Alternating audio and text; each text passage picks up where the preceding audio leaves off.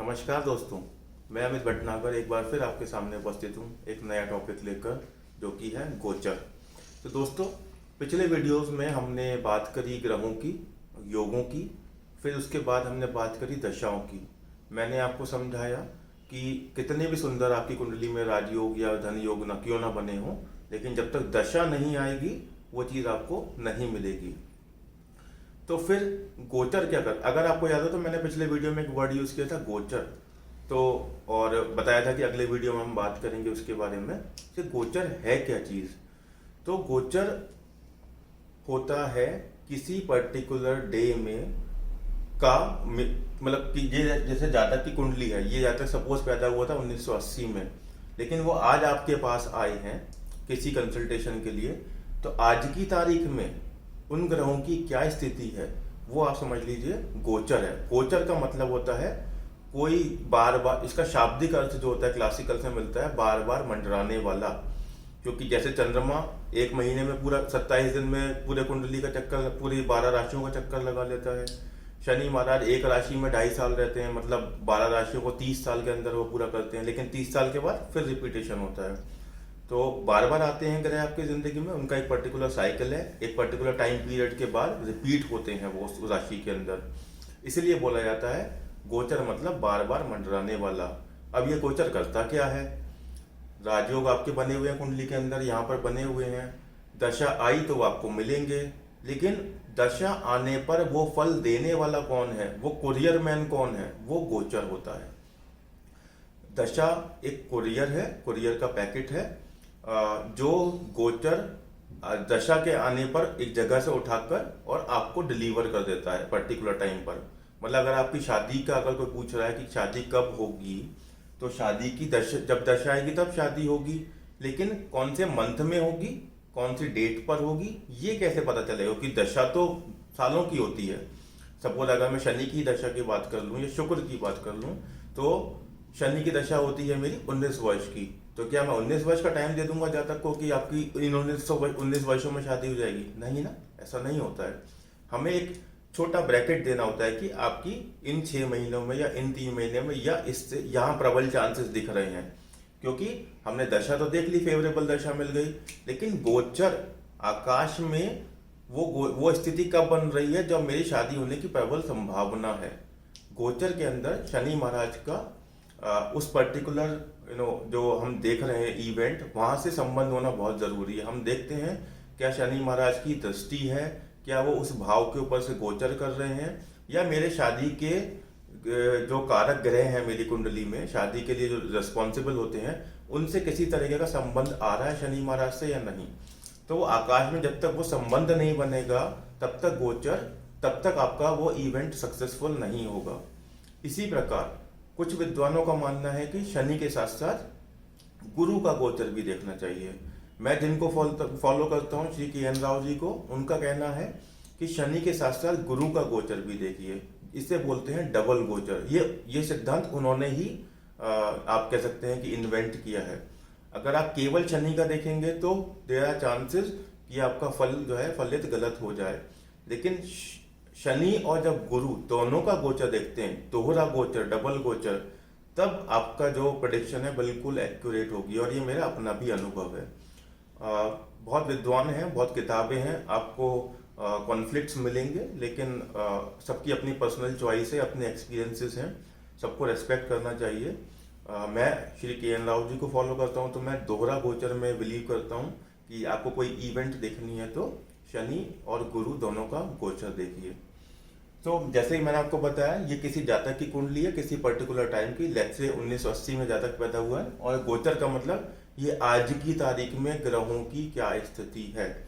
यहाँ पर मैं देखूंगा कि शनि, गुरु या रिलेटेड ग्रह जो हैं, मुझे जिस इवेंट के लिए प्रेडिक्शन करना है वहां से कोई संबंध बना रहे हैं या नहीं बना रहे हैं। क्या वो उस राशि के ऊपर से गोचर कर रहे हैं, गोचर मतलब उसके ऊपर से जा रहे हैं, क्या उस भाव को देख रहे हैं जहां पर वो मुझे जो उस इवेंट का कारक है, लेट्स से शादी है, तो क्या सप्तम भाव से शनि का कोई संबंध बन रहा है, क्या गुरु का सप्तम से कोई संबंध बन रहा है, क्या गुरु और शनि इसके ऊपर से गोचर कर रहे हैं, क्या वो इसको दृष्टि दे रहे हैं। तो हमें ये देखना होता है। ये तो रही एक बात, ये तो रही शनि और गुरु के गोचर की। अब दूसरी जो इम्पोर्टेंट बात है, कुछ लोग बोलते हैं लग्न कुंडली से आप गोचर देखिए, कुछ लोग बोलते हैं चंद्र कुंडली से गोचर देखिए। मेरा पर्सनल अनुभव है कि चंद्रमा से भी गोचर देखना बहुत ज़्यादा इम्पोर्टेंट है, क्योंकि चंद्रमा अपने आप में इतना इम्पोर्टेंट प्लेनेट है, पृथ्वी के इतना निकट है और उसको बहुत ज़्यादा हमारी ज़िंदगी में प्रभाव होता है।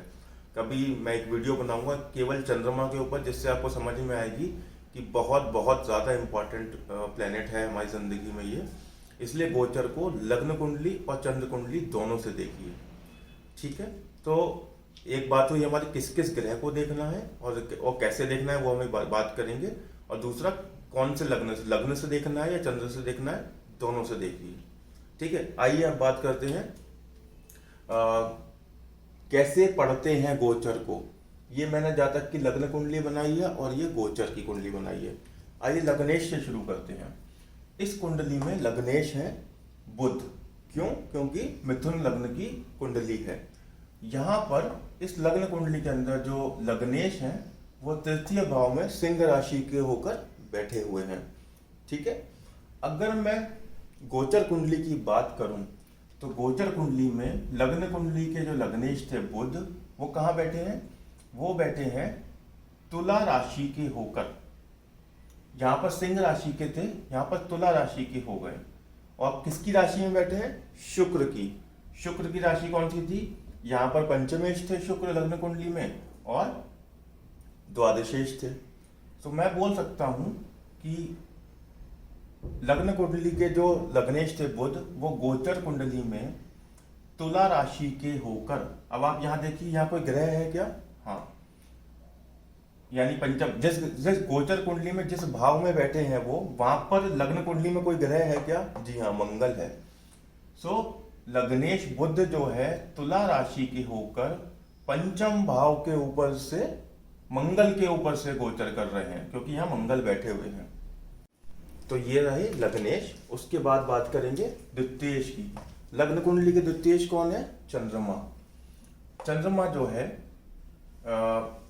इस लग्न कुंडली के अलावा गोचर कुंडली में भी द्वितीयेश है। तो वो द्वितीय भाव में के ऊपर से गोचर कर रहे हैं, ठीक है। मैंने लग्न दोनों कुंडलियों का सेम लिया था, तो यहाँ पर द्वितीयेश थे तो यहाँ पर भी द्वितीयेश है। ग्रहों की पोजीशन चेंज हुई है, लग्न कुंडली और गोचर कुंडली का लग्न सेम है। तो चंद्रमा यहाँ पर भी द्वितीयेश थे और यहाँ पर वो द्वितीय भाव के ऊपर से गोचर कर रहे हैं। अप्सर राशि हैं क्योंकि कर्क राशि के हैं। तृतीयेश की बात करते हैं। तृतीयेश यहाँ पर कौन थे? सूर्य, क्योंकि सिंह राशि तृतीय भाव में बैठे हैं सिंह राशि के होके, तो तृतीय सूर्य हैं। तो सूर्य गोचर कुंडली में कहाँ चले गए हैं? गोचर कुंडली के अंदर वो कौन सी राशि के हुए? पहले ये देखिए, कन्या राशि के हो गए। यहाँ पर सिंह थे लेकिन यहाँ पर कन्या राशि के हो गए। कन्या राशि के होकर शुक्र के ऊपर से चतुर्थ भाव से गोचर कर रहे हैं, इस तरीके से बोला जाता है। तो यहाँ पर मैं दो तीन चीजें यूज कर रहा हूँ। पहले लग्न कुंडली में वो कौन सी राशि के थे और गोचर कुंडली में कौन सा हो गया, कौन सी राशि का वो ग्रह हो गया, वो देखना है। सूर्य यहाँ सिंह राशि के थे, यहाँ कन्या राशि के हो गए। चतुर्थ भाव में कोई ग्रह बैठा है क्या? हाँ, शुक्र बैठा है। यानी कि जब सूर्य जो चतुर्थ भाव के ऊपर से गोचर कर रहे हैं तो वो शुक्र के ऊपर से भी गोचर कर रहे हैं। ये होता है गोचर में रिलेशन निकालना। जैसे मैंने आपको बताया था कौन से भाव के ऊपर से गोचर कर रहे हैं। अगर मैं शादी देख रहा हूँ किसी की, जो कि सप्तम भाव होता है, तो मुझे ये देखना है कि मेरा शादी क्या सातवें भाव के ऊपर से गोचर कर रहे हैं शनि और गुरु, क्या उनकी किसी ऐसे भाव से गोचर कर रहे हैं, क्या लग्न से गोचर कर रहे हैं जहां से उनको दृष्टि मिल रही हो सातवें भाव को। जो मेरे कारक ग्रह, तो जो शादी के लिए रेस्पॉन्सिबल फैक्टर्स हैं मेरी कुंडली में, वहां पर शनि और गुरु का कोई रिलेशन बन रहा है या नहीं बन रहा है। सातवीं नवीं जो भी दृष्टि हो शनि और गुरु की, मतलब जो भी दृष्टि उनके पास होती है उनमें से किसी तरीके से उस फैक्टर के साथ संबंध बन रहा है या नहीं बन रहा है, वही गोचर होता है। हाँ, तो मुझे लगता है कि आपको समझ में आया होगा कि गोचर क्या चीज़ है। गोचर का मतलब है कि ग्रहों का जो हमारी कुंडली में जब दशा आती है तो जब फल देना होता है तो वो किस तरीके से रिलेशन बना रहे हैं और वो रिलेशन अगर बन रहा है तो उस पर्टिकुलर टाइम पर ही आपको वो चीज़ मिल जाएगी। इसलिए देखा जाता है कि अगर मैंने बोला कि आपकी दशा आ गई है लेकिन वो दशा में शादी कब होगी, तो मैं चेक करूंगा अपने पंचांग में या एफएमरीज में। एफएमरीज एक बुक होती है जहाँ पर ग्रहों की सारी पोजीशंस दी होती हैं, तो मैं जनरली हम लोग पंचांग को रेफर करते हैं। तो पंचांग में रेफर करूंगा कि अरे शनि इस राशि में कब आ रहे हैं, अरे शनि जब इस राशि में आ रहे हैं तो क्या मेरी कुंडली में जो ग्रह बैठे हैं वहां से कोई दृष्टि आ रही है उनकी, क्या वो सातवें भाव के ऊपर से गोचर कर रहे हैं। अगर मुझे मिल जाता है वो संबंध शनि या गुरु का, तो मैं बोल दूंगा कि आपकी शादी के इस ड्यूरेशन में ज्यादा प्रबल चांसेस हैं। तो दोस्तों गोचर के ऊपर और आगे भी बात करेंगे अगले वीडियोस में। उसमें फिर मैं आपको बताऊंगा क्या वेद होता है, किस पर्टिकुलर राशि में आने से कौन से भाव से फिर उनको वाम वेद हो जाता है, मतलब फल नहीं मिलते हैं। तो हमेशा कुछ ना कुछ प्रॉब्लम रहती हैं ग्रहों के साथ भी, कि किसी पर्टिकुलर भाव के ऊपर से जब वो गोचर करते हैं और किसी और भाव में दूसरे ग्रह आ जाएं, उनकी कुछ संबंध बन जाए तो फलों में कमी आ जाती है, उसकी भी बात करेंगे। लेकिन मुझे लगता है कि बेसिक्स जो गोचर की मैं बताना चाह रहा था वो इसको मैं यहाँ तक ही लिमिटेड रखूँगा। अगर आपको कोई क्वेश्चन हो तो कमेंट बॉक्स में ज़रूर छोड़िएगा, हम आपको ज़रूर रिप्लाई करेंगे। आज के वीडियो के लिए इतना ही, और मैं अपनी वाणी को यहीं विराम देता हूँ। नमस्कार।